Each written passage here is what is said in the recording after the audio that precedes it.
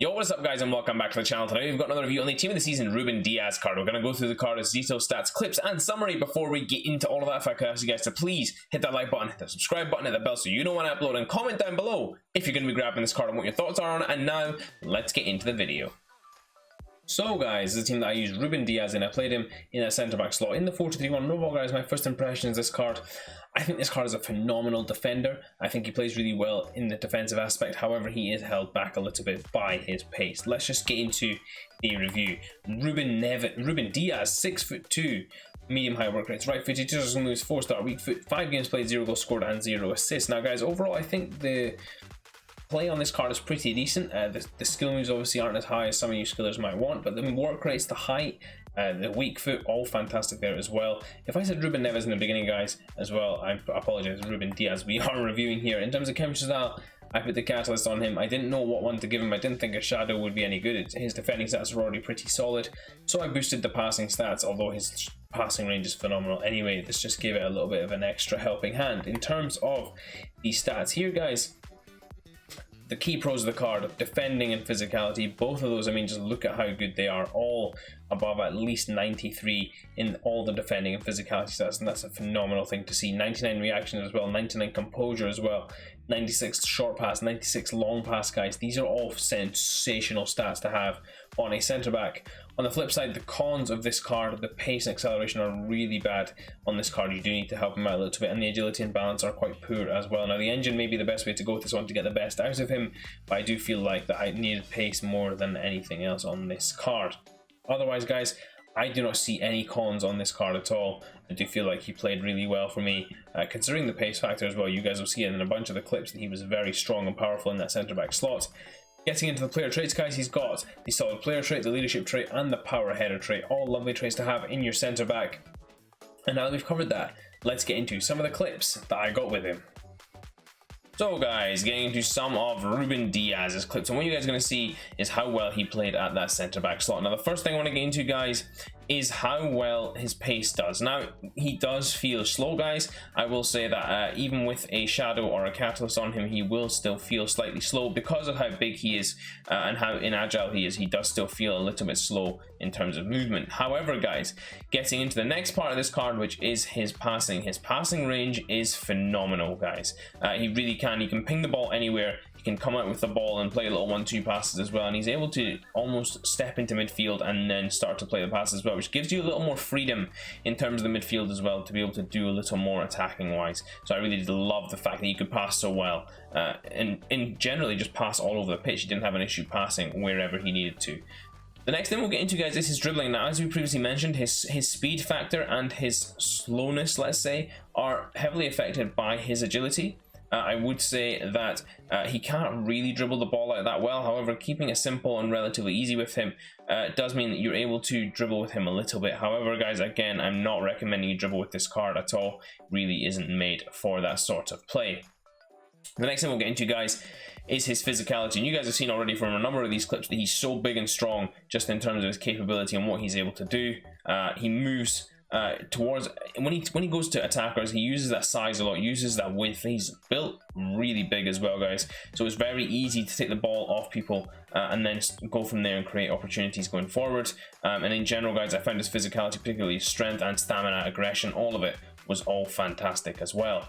The final thing we'll get into, guys, is his defending. Now, his defending is brilliant, and when you get him in front of the ball, get him near the ball, he will tackle the opponent, he will block shots, he will do everything required of a centre back to be able to win the ball cleanly. And to be honest, guys, he does win the ball in situations which I don't expect half the time as well, which is absolutely great.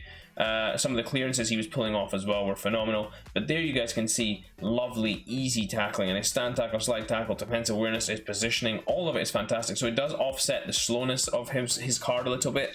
However, guys, what I would say again is that you do need to focus on that speed element if you are going to use this card competently.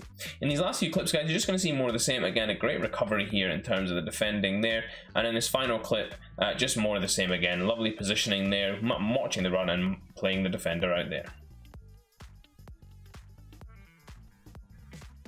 So guys, getting to this final Ruben DIAS summary, 49 on the PlayStation 3, 88 on the Xbox and 460 on the PC. Now guys, getting into the stats here, you guys can see the key stats of this card. The physicality and defending stats are all phenomenal. He's got good reactions, good composure, and a phenomenal passing range as well. The pace is a bit of a letdown, and the dribbling is a little bit stiff. However, guys, you can improve this card very easily with something like a Shadow. That would, of course, take his pace up to a good level, but it does feel wasted on that defending side of things. Now, if you look at an engine, guys, this actually isn't a bad shout either, because it does boost his dribbling, it takes his pace up a little bit as well, and although it feels wasted on his passing, it definitely is better than, say, something like a Catalyst, which really is wasted on the passing completely, even though the pace is affected quite well. So I would say, looking at something like an engine, maybe the best way to go. Even an anchor, maybe, guys, if you wanted to give his defending and physicality a little boost, although it may be wasted, at least that would be a better way to make him the most elite defender you can.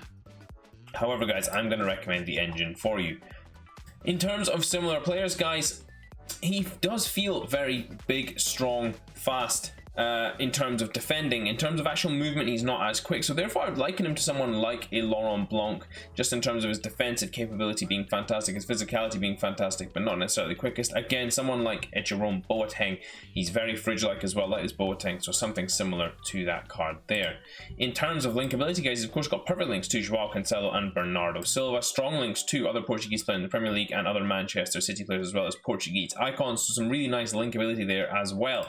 In terms of the price, guys, he's sitting currently at 429, which is below the informed Varane, below FUT Birthday Fikayo Tomori, and just above Freeze Wan-Bissaka and mid or Baby. Is that Baby Cannavaro? Baby Cannavaro it is, yeah. So, guys, if you ask me how does he compare, and I've got this Fikayo Tomori as an untradeable card in one of my rewards, if you compare him to that card directly, I would say defensively he's better than Fikayo Tomori. However, in terms of his general speed and movement, he is slower, of course. So that is something to offset if you think you can deal with the fact that he's slower than Fikayo Tomori, but able to defend at a much higher level, then that's something to consider on this card. Below him is someone like Tapsoba. If you wanted to get into someone like Tapsoba, I do think Tapsoba is a good card to give this Ruben DIAS a run for his money in terms of defending, but this card is a very elite defender, guys, so that's something to really pay attention to there. Which leads me to my final recommendation, guys, about this card. This one's a bit of a difficult one to recommend, guys, because I do think at this stage of the game, with how many quick attackers are coming out, it's tough to recommend a slower player to you. However, if you can find a way to use this card in your team and make this slower player work for you, then what you'll get is a player who's very capable in defense, able to lead the line as well, able to win against all sorts of players, whether it's small and fast or big and strong. He can really do it all, and guys, that really is difficult to find in a lot of defenders who can defend really well and aren't just absolutely out in terms of pace.